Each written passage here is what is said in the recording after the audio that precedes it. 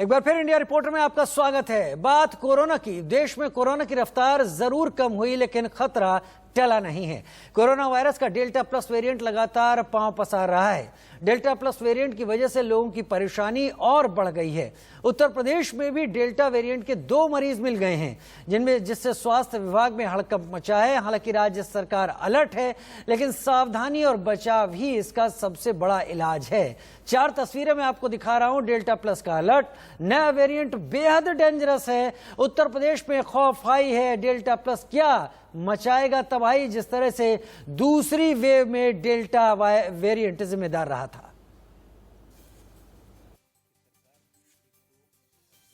में जिला प्रशासन के द्वारा सभी विभागों के द्वारा इंटीग्रेटेड वे में सारी तैयारियां पूर्ण की जा रही हैं। सबसे महत्वपूर्ण इसमें यह है कि हमने पीकू और नीकू के आईसीयू बेड्स एडिशनल 1000 प्लस हम जनपद लखनऊ में बना रहे हैं L3 फैसिलिटीज़ में हमारे। साथ ही साथ हम 26 नए ऑक्सीजन प्लांट्स लगा रहे हैं गवर्नमेंट फैसिलिटीज़ में, जिसमें हमारे 9 ऑलरेडी क्रियाशील हो चुके हैं। हमारी यही कोशिश है कि जुलाई एंड तक और मैक्सिमम 15 अगस्त तक हम इन सबको 100% क्रियाशील कर दें। प्राइवेट हॉस्पिटल्स के साथ भी वार्ता करके उनको भी जो सहयोग हो नियमानुसार दिया जा रहा है 100%। साथ ही साथ हमारे पास जो एग्जिस्टिंग 7500 प्लस बेड्स हैं, इनको भी हम एक्टिवेट रखेंगे। और बहुत ही इंपॉर्टेंट है, शासन एवं माननीय मुख्यमंत्री जी के निर्देशों के क्रम में छोटे बच्चों के लिए जो मेडिकल किट्स हैं, इसको हम लोग उपलब्ध करा रहे हैं। हमारी निगरानी समितियां फुली एक्टिव हैं। इसके साथ ही साथ जो TTT का जो फॉर्मूला है, ट्रैकिंग, टेस्टिंग एंड ट्रीटमेंट, इन सब के ऊपर समस्त मानकों के ऊपर कार्रवाई सुनिश्चित की जा रही है। तीसरी लहर आखिर कितनी घातक हो सकती है, जानिए पीजीआई के प्रोफेसर RK धीमान से। बता दें कि अगर हम रिसर्च की बात करें तो रिसर्च में सामने आया है कि जो अगर हम कोरोना की 3rd वेव की बात करें तो अगस्त और सितंबर माह में इसको पीक पर बताया जा रहा है। ऐसे में हमारे साथ में विशेषज्ञ हैं, डॉक्टर हैं, SGPGI के प्रोफेसर हैं, डॉक्टर RK धीमान। उनसे बात करते हैं, पूछते हैं कि आखिर जो पीक बताया जा रहा हो कितना सही है और कितना इफेक्ट डालेगा अगर कोरोना 3rd वेव की बात करें। सर, इंडिया न्यूज में आपका बहुत बहुत स्वागत है। सर, जिस तरह से कोरोना की 3rd वेव की बात की जा रही और बताया जा रहा कि 2 महीने अगस्त और सितंबर में ये पीक पे होगा, तो सर कितनी इसमें सच्चाई है और क्या इफेक्ट डालेगा ये? मैं ये तो नहीं कह सकता कि अगस्त या सितंबर में पीक पे होगा, लेकिन ऐसा अनुमान है कि अगस्त या सितंबर में इंक्रीज नंबर ऑफ केसेस आने शुरू हो जाएंगे। और हमारा अपना मानना है कि जो हमने मॉडलिंग करी है कानपुर IIT के साथ मिलके, और हमको ये लगता है कि ये पीक जो है 3rd वेव की वो इतनी सीवियर नहीं होगी जितनी कि 2nd वेव की थी। तो हमारा कहने का मतलब है कि पीक आएगी ज़रूर। वो पीक होगा कब, ये मतलब 3rd वेव पीक कब लेगी, ये कहना बड़ा मुश्किल है।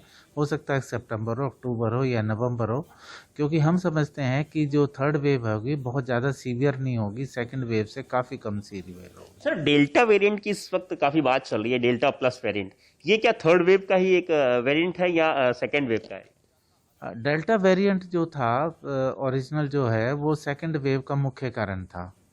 और इस डेल्टा वेव की वजह से जो बीमारी हुई थी, जो डिजीज सीवियरिटी थी, वो बहुत ज़्यादा थी।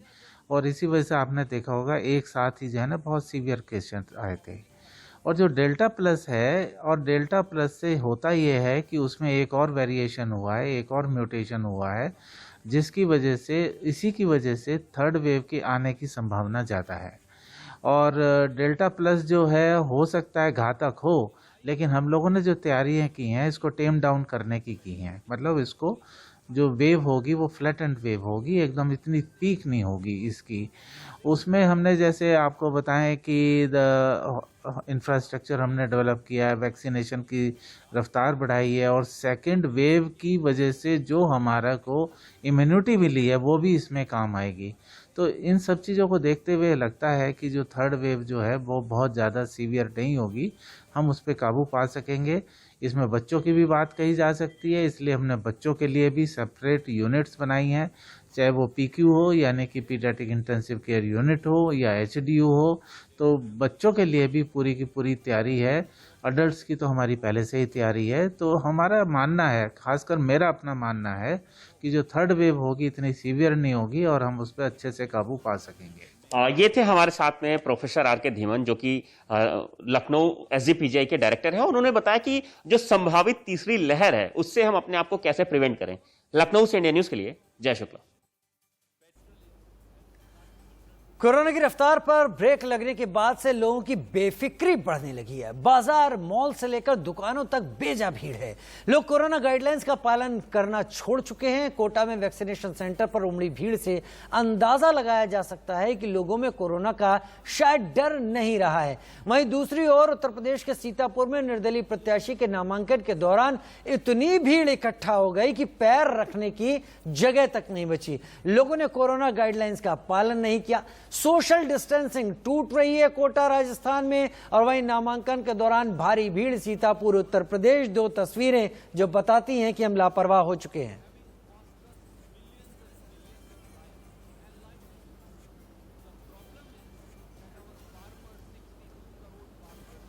और बुधवार की रात नरेंद्र मोदी सरकार में नए पेट्रोलियम मंत्री हरदीप पुरी की एंट्री हुई और उनके आगमन के साथ ही पेट्रोल डीजल की कीमतें एक बार फिर बढ़ गईं। आज पेट्रोल का भाव 35 पैसे और ज्यादा उछल गया। साथ ही डीजल का रेट भी 9 पैसे चढ़ गया। तेल की कीमतों में हुई इस बढ़ोतरी के साथ ही दिल्ली में पेट्रोल की कीमत बढ़कर 100 रुपए 56 पैसे प्रति लीटर हो गई है। डीजल भी 89 रुपए 62 पैसे प्रति लीटर पर पहुंच गया। बढ़ते तेल की मार सिर्फ वाहन चलाने वालों पर ही नहीं पड़ रही, बल्कि इससे सब्जी, ट्रांसपोर्ट, सब कुछ महंगा हो रहा है। और शहरों में क्या है पेट्रोल डीजल की कीमतों का हाल, देखिए रिपोर्ट। हैं जहां पर किसानों ने आज महंगाई के मुद्दे पर प्रदर्शन किया है। मैं नेशनल हाईवे 24 के ऊपर मौजूद हूं और यहां पर आपको तस्वीरें दिखाऊं तो किसान जो हैं आज भारी संख्या में फिर से यहां मौजूद हैं और उनके हाथ में सिलेंडर है। ये मैं आपको तस्वीरों में दिखाने की कोशिश करता हूं। आप देखिए, सिलेंडर हाथ में लेकर वो प्रदर्शन कर रहे हैं और इसका कारण ये है कि वो महंगाई के मुद्दे पर भी अब विपक्ष की भूमिका निभाकर सरकार को घेरने की कोशिश में है। ये बात राकेश टिकैत ने खुद भी कही है कि जो किसान हैं अब वो विपक्ष की भूमिका निभाएंगे और इससे ये भी साफ है कि इसके सियासी भी कई मायने हैं।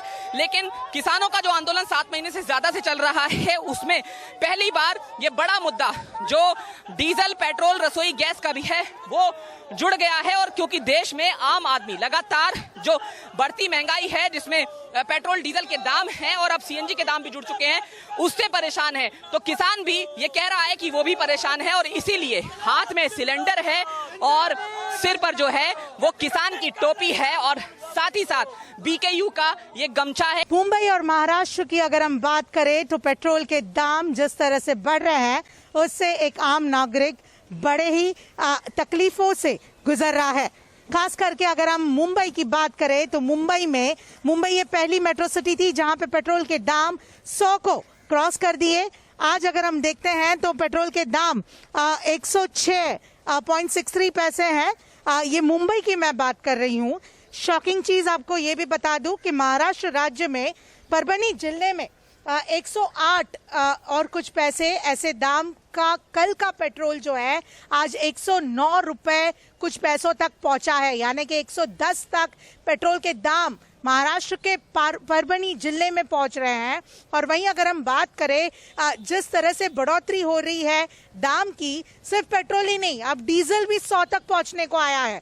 आज दिल्ली के अंदर जो पेट्रोल का प्राइस है वो 100 रुपए के पार जा चुका है। मैं अभी मौजूद हूँ एक पेट्रोल पंप के पास जो कि निजामुद्दीन फ्लाईओवर के पास है और आप यहाँ देख सकते हैं आज का जो प्राइस है वो 100 रुपए 56 पैसे हैं। तो जो पेट्रोल के जो दाम है उन्होंने सेंचुरी लगा दी है। ना सिर्फ पेट्रोल के दाम बढ़ते जा रहे हैं बल्कि सीएनजी के दामों में भी बढ़ोतरी हुई है। इसके अलावा जो डीजल के दाम है वो भी कई दिनों से लगातार बढ़ते जा रहे हैं। जाहिर है लोगों में इसके लेकर खासी नाराजगी है। ये एक ऐसा एरिया है जो मोदी सरकार भी चाहती है कि किसी तरीके से टैकल करें, किसी तरीके से कंट्रोल करें, क्योंकि ये एक ऐसा एरिया है जिससे आम आदमी की जेब पर फर्क पड़ता है। आप ये देख सकते हैं यहाँ पर दोबारा से ये पेट्रोल का जो प्राइस है वो 100 रुपए 56 पैसे हो चुका है। कई लोग जो यहाँ पर आ रहे हैं उनका साफ तौर पर कहना है कि उनका जो बजट है वो गड़बड़ा गया है, जो पेट्रोल के दाम बढ़ते जा रहे हैं। सर, पेट्रोल प्राइसेस बढ़ते जा रहे हैं हर रोज, आपको लगता है कि जो मंथली बजट है वो डिस्टर्ब होता है? बिल्कुल बहुत ज़्यादा डिस्टर्ब हो रहा है।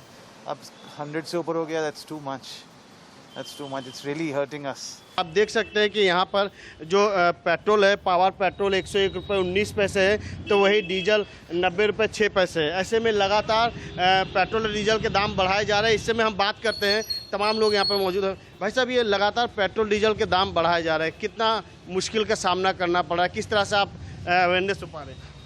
सर मुश्किल तो हो रही है, बढ़ रही है, क्योंकि पेट्रोल महंगा हो रहा है, आमदनी उतनी है नहीं, तो दिक्कतें तो हैं, लेकिन अब काम करना है तो करना तो पड़ेगा ही पड़ेगा। पेट्रोल के दाम 100 के पार। हाँ, बहुत गलत है। यहाँ पर एक भाई साहब और है जिन्होंने अभी अभी पेट्रोल डलवाया है। भाई साहब, पेट्रोल और डीजल के दामों में लगातार बढ़ोतरी हो रही है, किस तरह से आप देखते हैं इस बात? क्या किया जाए, उतनी कमाई तो है नहीं, अब चलना तो है ही। अगर तेल बढ़ने के साथ साथ सब्जियां भी महंगी हुई हैं और कैसे बिगड़ा है किचन का बजट, देखिए रिपोर्ट। बाद में मौजूद है, एनसीआर का इलाका है। 1 रुपए से ज्यादा के दाम जो हैं पीएनजी पर बढ़े हैं और एक रसोई की तस्वीरें आपको दिखाते हैं। सामने आप देखिए वो मीटर जो आपको नजर आ रहा है, उसमें जो अब चार्ज आपको देना होगा वो 1 रुपए से ज्यादा प्रति किलो पर देना होगा, क्योंकि पीएनजी के दाम इसी हिसाब से बढ़े हैं ऑफिशियली। हमारे साथ गृहिणी भी मौजूद हैं यहाँ पर, उनसे बात करेंगे। वो रसोई में कुछ काम कर रही थी। ये जानना चाहेंगे, आपका पहले नाम जानना चाहेंगे? रेनू। ये जानना चाहेंगे कि जो दाम बढ़े हैं, करीब 1 रुपए से ज्यादा दाम बढ़े हुए बताए जा रहे हैं पीएनजी पर, सीएनजी के भी आज बढ़े हैं, पेट्रोल डीजल के रोजाना बढ़ते हैं, क्या फर्क पड़ता है किचन पर और आपके बजट पर? काफी फर्क पड़ता है। जैसे अभी हम दूसरी गैस यूज करते थे तो वो तो और महंगी थी, अब इस पर भी दाम बढ़ गए हैं, तो ये और ज्यादा दिक्कत वाली बात है। जैसे आजकल का माहौल चल रहा है, कोरोना वगैरह चल रहा है, उस हिसाब से सैलरी जितनी है उसमें हर महीने दाम बढ़ना, हर साल दाम बढ़ना, ये थोड़ा मुश्किल ही हो जाता है। घर में बहुत फर्क पड़ता है। 65 दिन से जिस तरह पेट्रोल और डीजल के दाम बढ़ रहे हैं, इसका असर खाद्य पदार्थों के साथ साथ जो है सब्जियों पर भी पड़ रहा है। सब्जियों के दामों में लगातार बढ़ोतरी देखने को मिल रही है। टमाटर के दाम की अगर बात करें, टमाटर के दाम 40 रुपए किलो पर पहुंच गए हैं, वहीं आलू के दाम 20 रुपए किलो पर पहुंच गए हैं। प्याज के दाम 40 रुपए पर पहुंच गए हैं, लौकी के दाम भी 40 रुपए पहुंच गए हैं, वहीं गोभी के दाम हैं जो 80 रुपए के पार पहुंच गए हैं। लगातार जिस तरह महंगाई बढ़ रही है, पेट्रोल डीजल के दाम में बढ़ोतरी हो रही है, उसका असर भी साफ तौर पर देखने को मिल रहा है। आम जनता एक तरफ कोरोना काल में अपने रोजगार गंवा बैठी है, वहीं दूसरी ओर जिस तरह सब्जियों के दाम बढ़ रहे हैं, खाद्य पदार्थों के दाम बढ़ रहे हैं, उससे कहीं ना कहीं पूरी तरह से हताश हो गई है। उम्मीद जताई जा रही है कि राजस्थान सरकार या केंद्र सरकार इस महंगाई से राहत दिलाएगी, क्योंकि रोजमर्रा के काम आने वाली जो है सब्जियां हैं, चाहे वो आलू हो चाहे टमाटर हो, उनके दाम में भी लगातार बढ़ोतरी देखने को मिल रही है। इसका असर आम जनता के बजट पर भी पड़ रहा है, लेकिन एक उम्मीद है कि कहीं ना कहीं इस महंगाई से सरकारें राहत प्रदान करेगी ताकि जो बजट बिगड़ा है वो पूरी तरह से पटरी पर आ सके। कोरोना काल चल रहा है और साफ तौर पे इन दोनों आदमी के आर्थिक हालात है वो बहुत अच्छे नहीं, और बात करें तो जो महंगाई का असर है वो बाजार में साफ तौर पे देखने को मिल रहा है। इसका सीधा असर आम आदमी की जेब पर हो रहा है। हरी सब्जियों के दाम बढ़े हुए हैं, और अगर बात करें तो बाजार में सब्जियां जरूर, लेकिन जो खरीदार हैं वो नजर नहीं आ रहे हैं। कहीं ना कहीं इसकी वजह जो है वो सब्जियों के दाम बढ़ने की वजह बताई जा रही है। टमाटर है उसके दाम बढ़ चुके हैं, उसके अलावा दूसरी और सब्जियां, हालांकि धनिया महंगा हुआ है, लौकी है, बैगन है, उसके अलावा और दूसरी सब्जियां हैं, परवल के दाम बढ़े हुए हैं। यानी कि जो रोजाना खाने वाली हरी सब्जियां हैं, जिनको बताया जाता है कि हरी सब्जियां खाने से लोग सेहतमंद रहेंगे, वो सब्जियों के दाम बढ़े हुए हैं, जिसका असर जो हो रहा है आदमी की जेब पर पड़ रहा है। ये बताइए दादा, क्या क्या चीजें महंगी हैं और क्या बिक्री में भी इसका असर हुआ है? महंगी होती है तो कस्टमर कम ही लेता है, सोचता है कि दाम इसका कम हो जाए तब लिया जाए। दुकानदारी तो असर पड़ता ही है। उत्तर भारत में भीषण गर्मी ने लोगों का दीवारा निकाल दिया है। दिन के साथ रात में भी जबरदस्त उमस और गर्मी परेशान कर रही है। दिन का तापमान 43 डिग्री के पार है। कूलर के साथ अब एसी भी इस गर्मी में लोगों को राहत नहीं दे पा रहे। लोग परेशान हैं और इस भीषण गर्मी में निजात पाने की कोशिश कर रहे हैं, लेकिन सूरज की तपिश से उनका बचना संभव नहीं है। आगरा में गर्मी और उमस ने लोगों को खासा परेशान किया हुआ है। कहीं ना कहीं लोग घर से निकलने से बच रहे हैं। जिस प्रकार से आग बोलता सूरज है और चलती जमीन है, लोग जिससे परेशान है, घर से निकलने से पहले कहीं ना कहीं अपने शरीर को ढककर बाहर निकल रहे हैं और अपने शरीर को ठंडक देने के लिए गन्ने का जूस और भी दूसरे जो पेय पदार्थ हैं उनका सहारा ले रहे हैं, जिससे उनके शरीर को कुछ राहत मिल सके। अब लोगों को मानसून का इंतजार है, कब मानसून आएगा और उनको राहत मिलेगी। इस वक्त ग्रेटर नोएडा में मौजूद हूँ। यहाँ का जो टेम्परेचर है आज का 39 डिग्री है। हालांकि कल से गर्मी कम है, लेकिन हाँ ये ज़रूर है कि गर्मी है, कहीं ना कहीं लोगों का जो जीवन यापन है वो कम होता हुआ हो रहा है, क्योंकि कहीं ना कहीं अब देखा जाए तो लोग हैं इस भीषण से गर्मी से बचने के लिए पेड़ का सहारा ले रहे हैं, नींबू पानी का सहारा ले रहे हैं। कुछ लोग हैं, हम बात करते भैया गर्मी को लेकर क्या राय है आपकी? बहुत गर्मी है सर, अच्छा, तो आप लोग बचाव के लिए क्या क्या करते हो? अब साहब बचाव क्या है, भगवान के हाथ में अब तो। अच्छा हाँ। अच्छा, तो पिछली बार से इस बार गर्मी ज़्यादा है? ज़्यादा ही लगे, जो बारिश नहीं हुई। तो आपका कुछ कहना गर्मी पे दादा? ना, गर्मी तो वैसे ही है। तो बचने के लिए क्या उपाय करते हो? बचने के लिए तो पेड़ चाहिए। पेड़? तो यहाँ गर्मी लगती है? गर्मी नहीं लगती है। बाद में काफ़ी भीषण गर्मी पड़ रही है और उमस बहुत ज़्यादा है। उमस इतनी है कि लोग बिल्कुल गर्मी से बेहाल हैं। और इस समय हम प्रेम नगर आश्रम गंगा घाट पर मौजूद हैं। आप यहाँ पर देख सकते हैं कि लोग गर्मी से बचने के लिए यहाँ पर गंगा घाटों पर पहुँचे हुए हैं और गंगा स्नान कर रहे हैं। बड़ी संख्या में लोग स्नान कर रहे हैं। जो घाट हैं अधिकतर भरे हुए हैं और सामने ये गंगा घाट पर टेन जो टीन साइड पड़ा हुआ है, तो बड़ी संख्या में लोग वहाँ छाव हैं। तो बचने के लिए, गर्मी से बचने के लिए स्नान भी कर रहे हैं और वहाँ पर गर्मी से बच रहे हैं। भीषण गर्मी इस बार पड़ रही है। और हरिद्वार की अगर बात करें तो 20 जून को यहाँ पर बारिश हुई थी और उसके बाद लगातार यहाँ पर बारिश नहीं हुई है और बहुत ज़्यादा गर्मी यहाँ पर पड़ रही है। गर्मी से बचने के लिए लोग यहाँ पर पहुँच रहे हैं। उनसे बात करते हैं, कितनी गर्मी पड़ रही है इस बार? बहुत ज़्यादा, बहुत सड़ी हुई गर्मी हो रही है। वैसे तो कैसे बचा जा रहा है गर्मी से? बस नहाने की, वैसे नहाने वैसे बचा तो जाने ना, फिलहाल गर्मी बहुत ज़्यादा हो रही है। और इसी के साथ इंडिया रिपोर्टर की आज की पेशकश में फिलहाल इतना ही। छोटे से ब्रेक का वक्त है।